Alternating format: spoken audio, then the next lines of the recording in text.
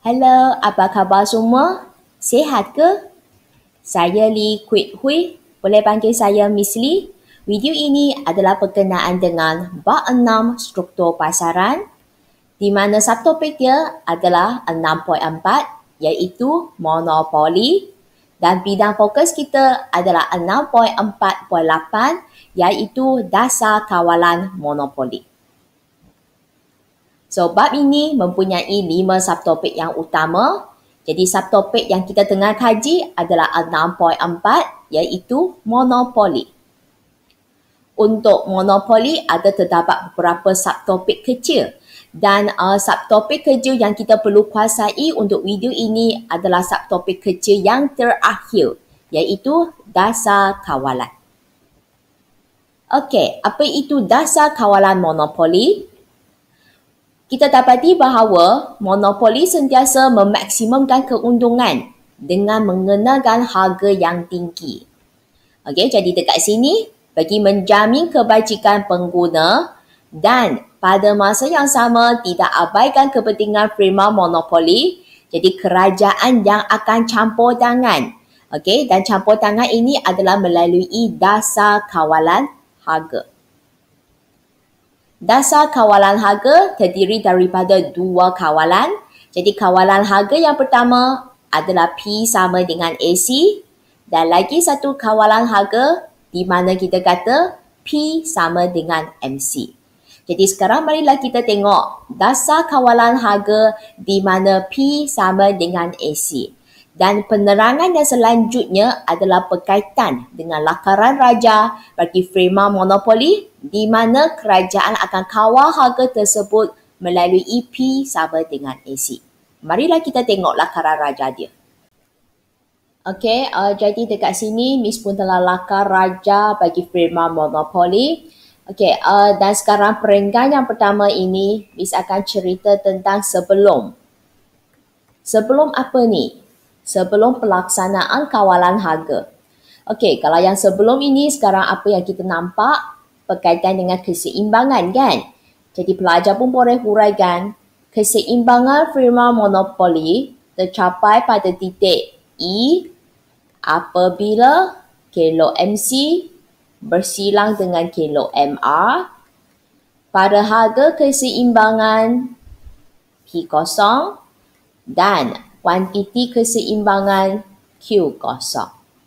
Okey, lepas itu kita nak cerita tentang untung yang diperoleh. Jadi daripada sini kita dapati bahawa AR pada titik A sini, AC pada titik B kat sini. Jadi kita dapat kesan bahawa AR melebihi AC, maka firma memperoleh untung lebih normal. Sebanyak berapa tu? Kawasan ini. Okey, jadi untung lebih normal boleh ditunjukkan melalui kawasan C P0A B. Okey, itu adalah sebelum pelaksanaan kawalan harga. Okey, jadi sekarang perenggan yang kedua, kita nak cerita tentang kawalan harga yang dikenakan oleh kerajaan.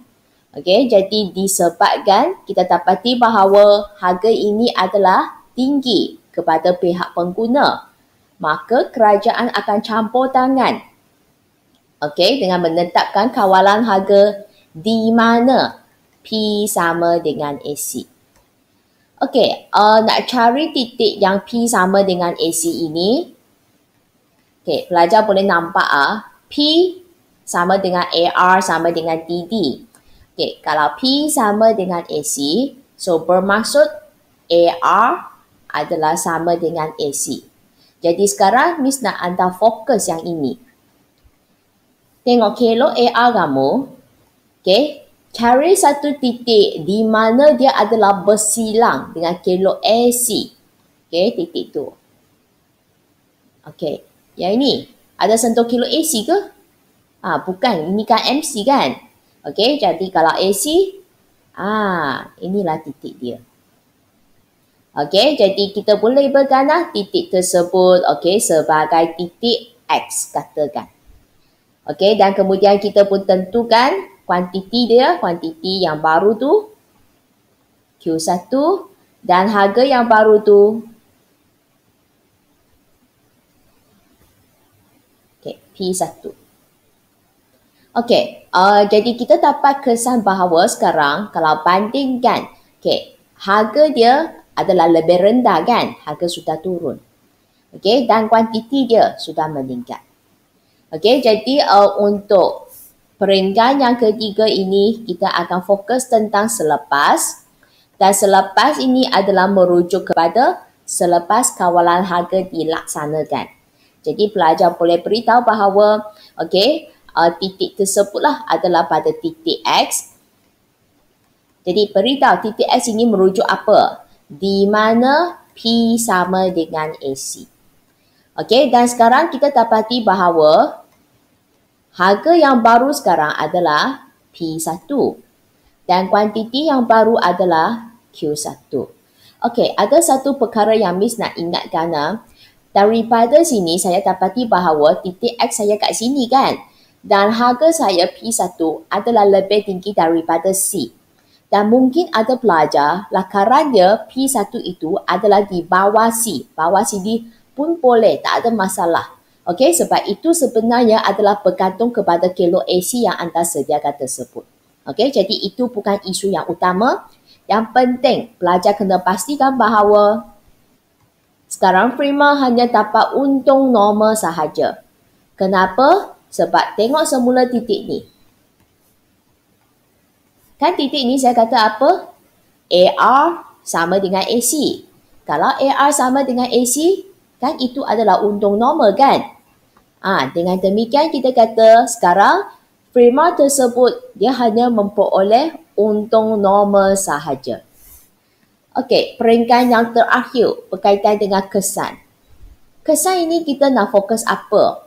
Tengok anak panai ni. Kan tadi Bi sudah tunjukkan kan?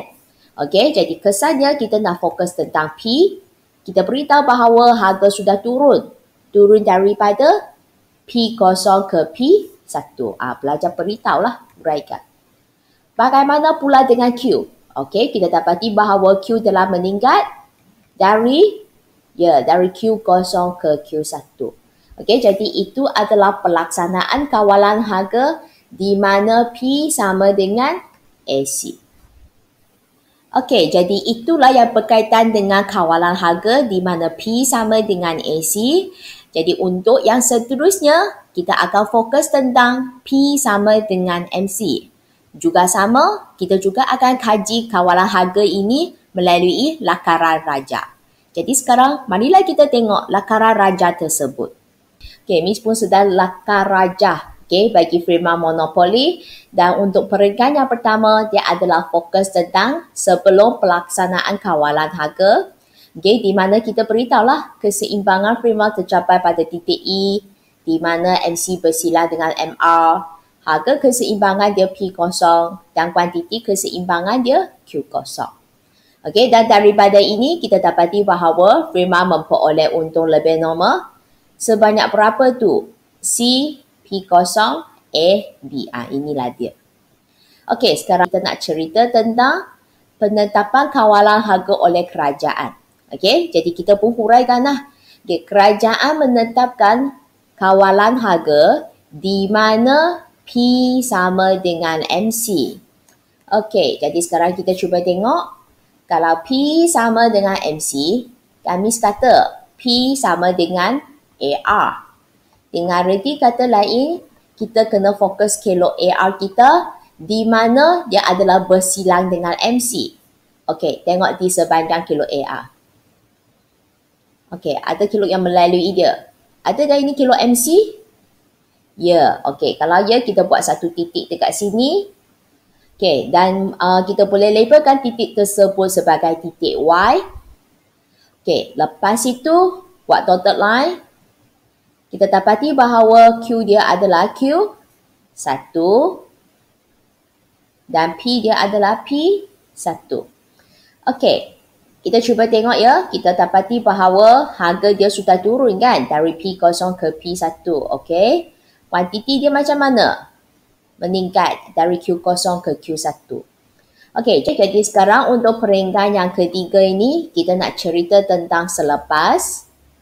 Dan selepas ini dia adalah merujuk kepada selepas kawalan harga di mana P sama dengan MC.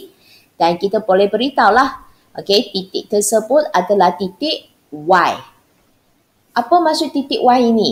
Okey, di mana P sama dengan MC. Okey, dan sekarang kita dapati bahawa harga yang baru adalah P1, kuantiti yang baru Q1. Okey, dan kemudian jangan lupa kita tengok dari segi keuntungan. Okey, kalau nak tengok keuntungan itu, kita kena tengok AR. Okey, jadi ini AR dia lah, titik Y sini. Dan kita kena tengok AC. Mana AC dia? Okey, so dekat sini kita turunkan sehingga sentuh kilo AC. Inilah dia. Okey, jadi sekarang kita buat dotted line tarik ke sebelah kiri.